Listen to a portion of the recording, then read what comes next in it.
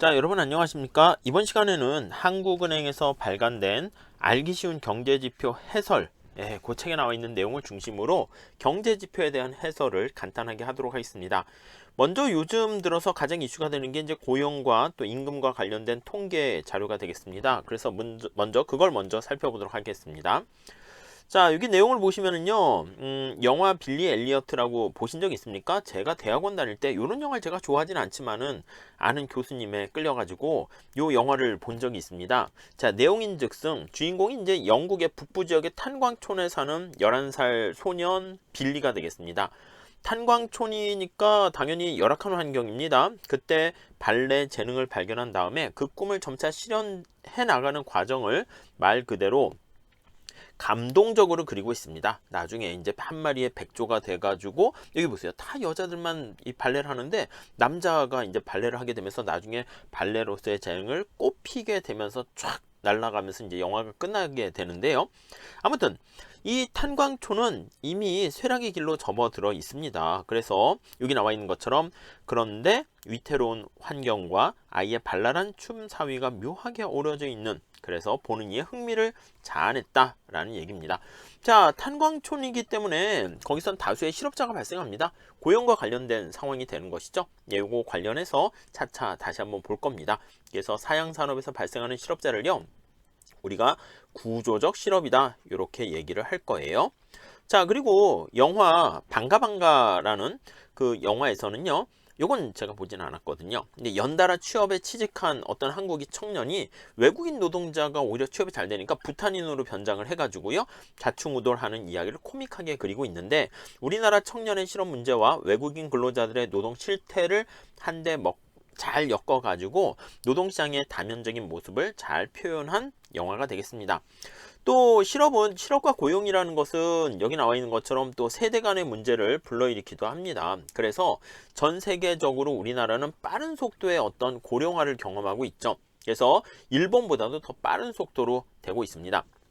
자, 우리가 알고 있는 베이비붐 세대다라고 하면은요, 1955년에서 63년에 태어난 세대를 베이비붐 세대라 하는데, 2022년 얼마 남지 않았죠? 2022년이 되면 이 베이비붐 세대 대부분이 노동시장에서 퇴장할 걸로 예상이 됩니다.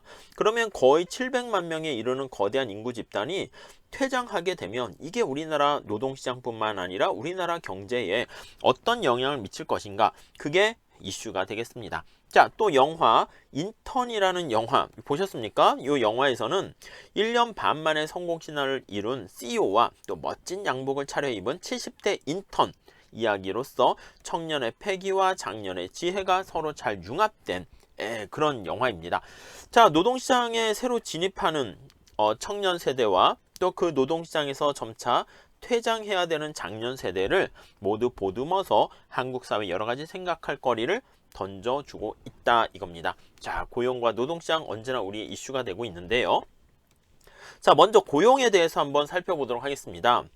자, 국민 경제에서 가장 중요한 과제 중에 하나가 일하려고 하는 사람들을 일자리를 제공하는 게 제일 중요한 거죠. 그래서 일하려고 하는 모든 사람들에게, 근데 중요한 거는요, 여기 일하겠다 하는 원하는 일하는 거여야 돼요. 일하기를 원하지 않는 사람들한테는 사실 일자리가 없어도 일을 안 해도 사실 큰 문제가 되진 않습니다. 자, 그래서 우리가 이 일자리가 사실은 경제적 복지에 가장 직접적으로 영향을 미치기 때문에 먹고 사는 일이지 않습니까? 그래서 만약에 어떤 사람이 실업자다라고 하면은요, 그랬을 때 발생하게 되는 고통, 당장 돈이 없으니까 금전적 고통뿐만 아니라 심리적인 고통을 받게 됩니다. 자, 그래서 국가 경제 전체적으로 봤을 때는, 국민 경제 전체적으로 봤을 때 적절한이라는 표현을 쓰고 있죠. 그래서 적절한 고용자 수를 유지하기 위해서 얼마나 많은 사람들이 일을 하기를 원하는가, 또 일자리가 없는 사람들이 얼마나 되는가, 이거와 관련된 고용 실업에 대한 통계 자료가 필요하게 되고요. 대표적인 고용 통계가 통계청에서 매월 작성하고 있는 경제활동 인구 조사가 있습니다. 이 경제활동 인구 조사에는 여기 나와 있는 고용정책 입안 평가, 경제분석 등에 활용되는 기본적인 여기 경제활동 인구수, 취업자 수, 실업자 수 등 고용과 관련된 통계를 발표하게 됩니다.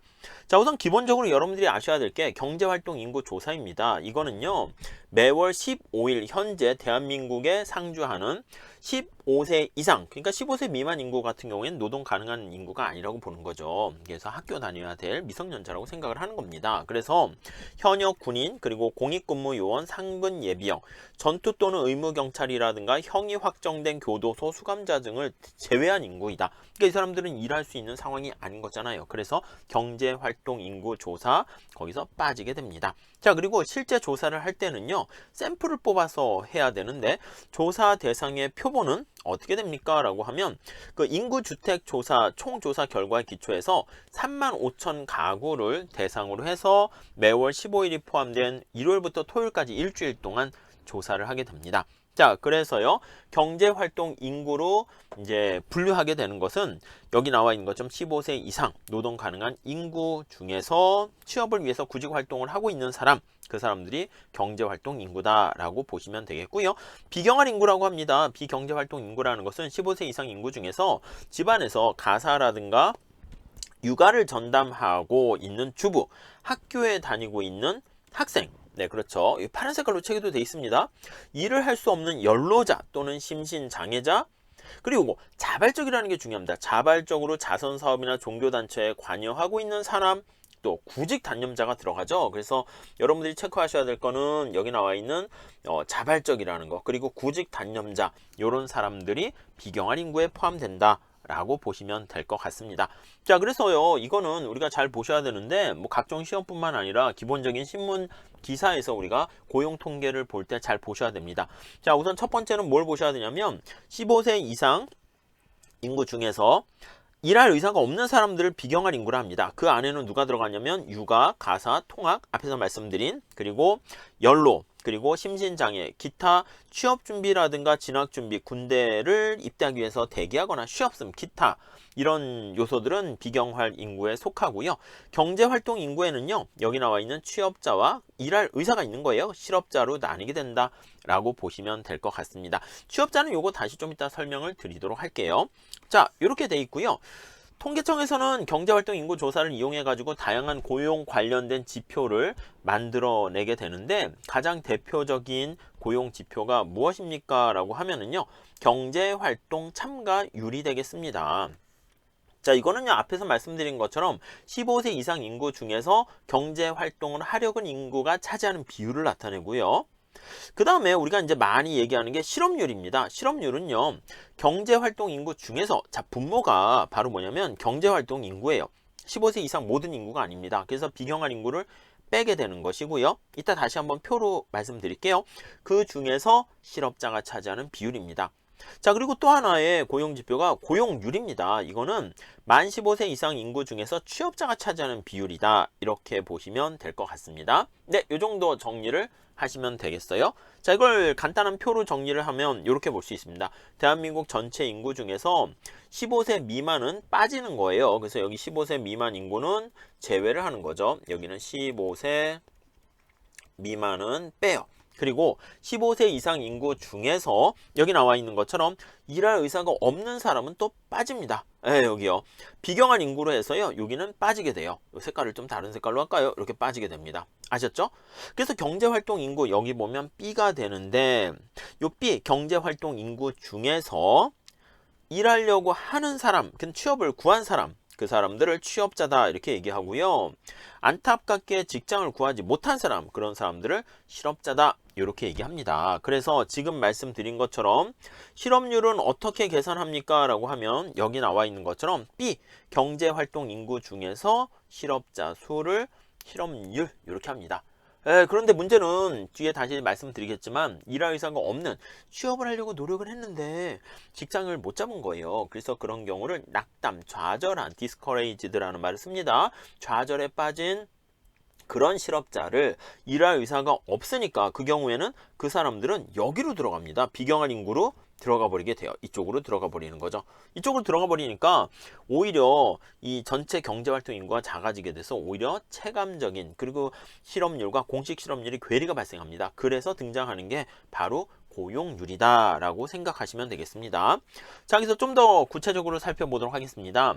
자, 주의하셔야 될 게 취업자와 실업자로 구분할 때 분모가 뭐냐라고 하면 경제활동 인구를 대상으로 합니다. 그래서 경제활동 인구 중에서 현재 취업하고 있는 사람을 취업자, 그리고 직장을 갖지 못한 사람을 실업자로 구분을 하게 되고요. 근데 취업자를 어떻게 나타냅니까? 라고 하면은요, 요 취업자는요, 조사 대상 기간이 있잖아요. 근데 돈을 벌기 목적으로, 돈을 벌려는 목적, 수입을 목적으로 1시간 이상 일한 사람을 취업자라고 합니다.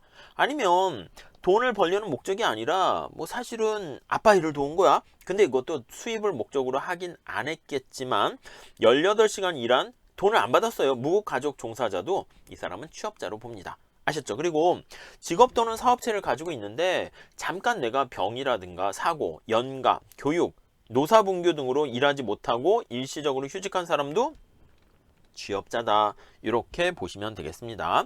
자, 취업자 중에서요, 여기 나와 있는 것처럼 지위에 따라서, 종사하는 지위에 따라서요, 여기 나와 있는 임금 근로자와 자영업자, 무급 가족 종사자 이렇게 나눠지게 되고요.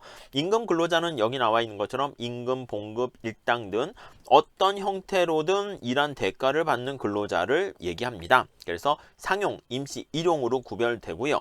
여기 나와 있는 상용 근로자 같은 경우는 고용기간, 계약기간이 1년 이상인 사람을 우리가 상용 근로자 이렇게 얘기를 하고요. 고용계약을 하지 않았지만 소정의 절차에 따라서 입사한 다음에 인사관리 규정을 적용받거나 상여금, 퇴직급 등 각종 수당, 혜택을 받는 사람들, 그 사람들을 상용 근로자다 이렇게 얘기를 합니다.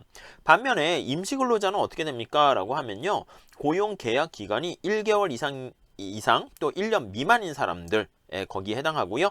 일용 근로자다라고 하면은요. 고용 계약 기간이 1년 미만 또는 매일매일 고용되어서 일을 하고 있는 일당제 급여를 받고 있는 사람들이 거기 해당한다라고 보시면 되겠습니다. 그리고 우리가 흔히 얘기하는 자영업자와 아니면 돈을 받지 않으면서 부모님, 가족의 일을 돕고 있습니다. 이런 사람들은 비임금 근로자 이렇게 얘기합니다. 용어들만 좀 체크하시면 될 것 같습니다.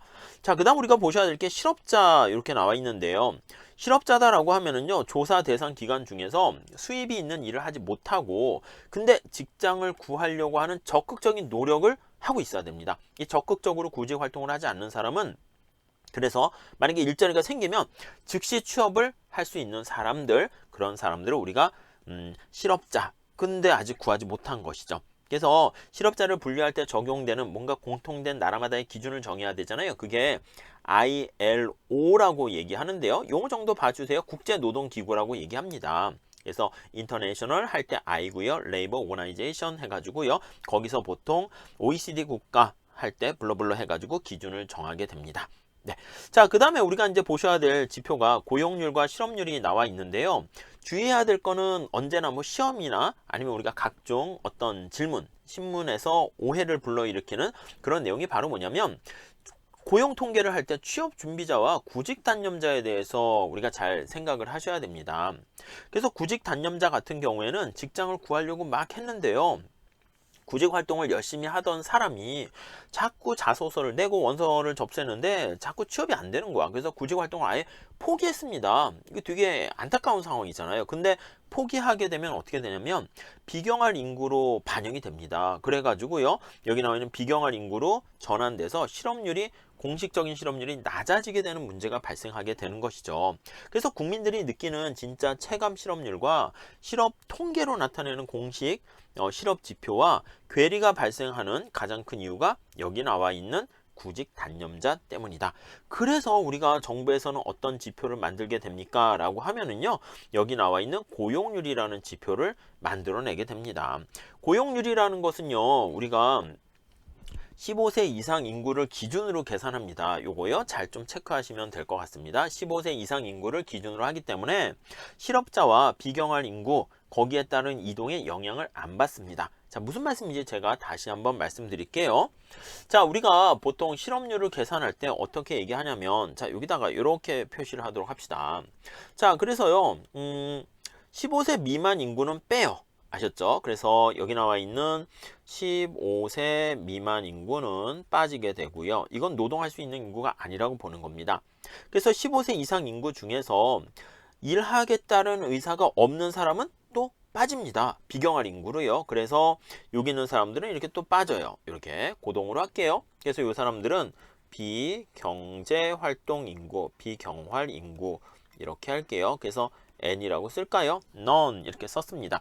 자, 그래서 우리가 관심 대상이 되는 취업자와 실업자는 경제활동 인구라고 해서요. 요 박스 안에 들어가는 게 우리의 관심사가 돼요.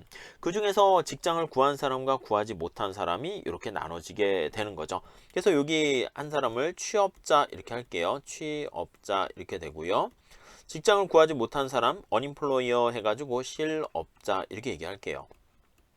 자, 그래서 우리가 실업률은 어떻게 계산합니까? 라고 하면 실업률이라는 것은 여기 나와 있는 것처럼 경제활동 인구를 대상으로 합니다. 취업자 수와 실업자 수에다가 실업자 수, 물론 곱하기 100 해야 돼요. 근데 우선 빼도록 하겠습니다. 근데 이렇게 나타내요. 자, 근데 앞에서 말씀드린 것처럼 직장을 구하려고 노력을 했는데 좌절에 빠져 있는 사람, 이게 취업이 안 되니까 됐어, 뭐 내가 되겠어, 낙담한 실업자야. 그래서 여기는 일할 의사가 있는 사람들이 경제활동 인구거든요. 그래서 여기 나와 있는 취업자와 실업자 이 사람들은 우리가 기본적으로 경제활동 인구다 이렇게 얘기를 할 수 있습니다. 자, 그런데요. 여기 나와 있는 사람들이 낙담을 해서요. 취업할 의사가 없으면 밑으로 내려가 버리는 거야. 그래서 우리가 앞에서 실망 노동자라고 했죠. 실망 노동자는 여기 나와 있는 것처럼 일할 의사가 없어서 밑으로 내려가 버리면 비경할 인구가 됩니다. 자, 그래서요. 우리가 비경할 인구가 어떻게 어디까지 포함됩니까? 라고 하면요. 여기 나와 있는 이만큼이 비경할 인구로 포함이 되는 거예요. 예, 녹색깔로 할까요? 이렇게요. 여기에 있는 것뿐만 아니라 실망 노동자 여기까지도 포함이 돼요. 자, 그러면 우리가 실업률을 계산할 때 어떻게 됩니까 하면 2는 가만히 있는데요. 여기 나와 있는 실망 노동자 때문에 어떻게 영향을 미치냐면 실망 노동자 때문에 여기 나와 있는 실업자 수가 줄어들어요. U가 내려간다고요. U가 내려가요. 자, 그러면 여기는 분자에는 2라는 버퍼가 없잖아. 분모에는 2가 있어요. 그러니까 실망 노동자가 증가하게 되면은 여기 분자에 있는 U가 더 빨리 많이 떨어지게 돼서 실업률은 하락하게 되는 걸 알 수 있습니다. 그러니까 지금 뭐라고 그랬냐면 우리 체감은 실망 노동자는 이게 일할 의욕도 없으니까 굉장히 골마 터지고 심각한 상황인데 공식 실업률과 괴리가 발생합니다. 그래서 우리가 대안으로 내세우는 게 어떻게 됩니까? 라고 하면 고용률을 우리가 사용하게 됩니다. 고용률은요, 분모를 뭘 가지고 사용하냐면 비경활 인구까지 포함시켜요. 비경활 인구랑 경제활동 인구를 같이 포함시켜서 취업자 수와 실업자 수 이렇게 얘기하고요. 그 다음에 고용률이니까 취업자 수가 이렇게 분자에 가게 됩니다. 자, 그러면 만약에 여기 나와 있는 실망 노동자가 여기에 어떤 영향을 미치는가 한번 생각을 해볼게요. 자, 그러면 실망 노동자가 많아지게 되면 U가 내려가는데 U가 내려가죠. 근데 여기 나와 있는 실망 노동자가 비경할 인구로 내려간단 말이에요. N이 올라간다고요. 자, 그러니까 얘네 둘과의 관계가 상쇄가 된다라는 것을 알 수가 있습니다. 상쇄됩니다. 자, 그렇게 되면 고용률은 어떻게 돼요? 실망 노동자가 존재하던 그렇지 않던 고용률은 변화가 없어요. 그래서 우리가 어떤 고용 지표를 나타낼 때는 실업률 하나만 보는 것도 아니고요. 여러 가지 고용률과 다양한 지금 말씀드리는 지표를 같이 참고하게 됩니다. 자, 그래서 여기 보시면은요. 자, 여기 뭐 만화 한번 보시죠. 와, 드디어 졸업이다. 이제 정말로 내 인생에 큰 변화가 오겠지? 졸업 축하해. 이제 우리는 더 이상 학생이 아니니까 취업 준비도 해야겠지? 그렇지. 그런데 우리가 구직 활동을 하느냐 안 하느냐에 따라서 통계 분류가 달라진다는 거 알고 있어? 어이, 막 통계에 막 자기네들이 영향을 미치네요. 그럼 알지. 구직 활동을 해야만 경제 활동 인구로 분류되잖아. 그러니까 구직 활동을 해야지 경제 활동 인구로 분류되고 구직 활동을 하지 않으면 일할 의사가 없다 봐서 비경할 인구로 가게 된다. 이렇게 보시면 되겠습니다. 자, 그래서 우리나라 고용률과 관련된 실업률 지표를 살펴보니까 실업률이 오르락 내리락 하고 있죠. 그래서 실업률이 높아진다는 건 뭐예요? 이렇게 실업률이 높아진다는 거는 이제 경제가 좀 더 안 좋아지고 있다는 거죠. 자꾸 조금씩 늘어나고 있는 추세고요. 이렇게 실업률이 낮아지면 우리가 실업률이 낮아지니까 경제가 좀 좋아진다라고 생각하시면 되겠습니다. 고용률은 점차 이렇게 좀 증가하는 추세를 보이고 있다는 거 확인할 수가 있겠습니다. 자, 그래서요, 여기 내용을 보시면 일반적으로 낮은 실업률이 좋다고 생각되는데 맞습니다. 그런데 경제 상황과 관계없이 실업률이 일정 수준 이하로 떨어지지 않게 되는 상황이 있습니다. 자, 만약에 우리가 실업률이 제로가 되는 걸 정부가 어떤 목표로 한다? 그거는 우리 시장 메커니즘에선 불가능해요. 왜냐하면 뭔가 여기 나와 있는 것처럼 경기 불황으로 인해서 발생하는 것을 우리가 경기적 실업이라 요거 얘기하는데, 요거는 사실 우리가 비자발적 실업이니까 요거는 해결하려고 노력을 해야 되는데, 그게 아니라 자기 스스로 선택한 실업에 속합니다. 그래서 그걸 자연실업률인데, 거기에는 마찰적 실업과 마찰이 없으면 바로 그냥 취업하는데, 여러분들이 원하는 직장, 새로운 직장을 탐색하거나 무슨 자격증을 따기 위해서, 뭔가 공무원 시험이 되기 위해서 등등등 공부하는 과정에서는 직강 마찰 없이 바로 취업이 안 되니까, 그 과정에서 발생하는 실업을 우리가 마찰적 실업이라 얘기하고요. 그리고 앞에서 얘기했던 빌리 엘리어트의 거기 영화에 나오는 어떤 탄광 산업 같은 어떤 사양 산업에서 발생하는, 그러다 보니까 노동 수요는 줄어드는데 그쪽 산업이 줄어드니까 노동 공급이 충분히 커서 발생하는 그런 실업을 산업 구조가 바뀌어서 발생하는 실업이다 해서 구조적 실업입니다. 그래서 이렇게 마찰적 실업과 구조적 실업은 경기적 실업과는 관련 없이 경기 침체로 인해서 발생하는 게 아니고 말 그대로 자연적이고 오히려 이게 정상적인 실업이라고 봅니다. 만약에 이런 것들이 없는 실업률이 제로가 되는 그런 사회는 뭐 북한공산당 같은 경우밖에 없어요. 거기는 김정은이 다 취업을 시켜줘요. 근데 자기가 원하지 않는 아오지 탄광에서 일한다거나 이렇게 되면은 그게 원하는 바예요? 아니잖아요. 그렇기 때문에 자발적인 실업에 속한다라고 봅니다. 이런 마찰적 실업은. 그렇죠. 그래가지고 이렇게 마찰적 실업과 구조적 실업만 존재하는 그런 실업 상태를 우리가 자연 실업률 이렇게 얘기합니다. 자, 그래서 우리가 다양한 실업률을 중심으로 한 고용 보조 지표를 얘기하게 되는데, 이 고용 보조 지표는 통계청에서는 기존의 고용 통계 한계점을 보완하기 위해서 ILO의 고용 통계 기준에 맞춰서, 여기 파란 색깔로 돼 있죠? 요거요. 일하고 싶은 욕구가 충족되지 못한 노동력을 의미하는 고용 보조 지표를 내놓게 됩니다. 이게 다 목적이 뭐라고요? 현실을 좀 더 반영을 잘하기 위해서, 아까 얘기했던 실망 노동자 같은 그런 제대로 반영되지 않는 실업률의 한계를 우리가 보완하기 위해서 사용됩니다. 자, 그래서요 15세 이상 인구가 이렇게 있는데, 잘 보세요.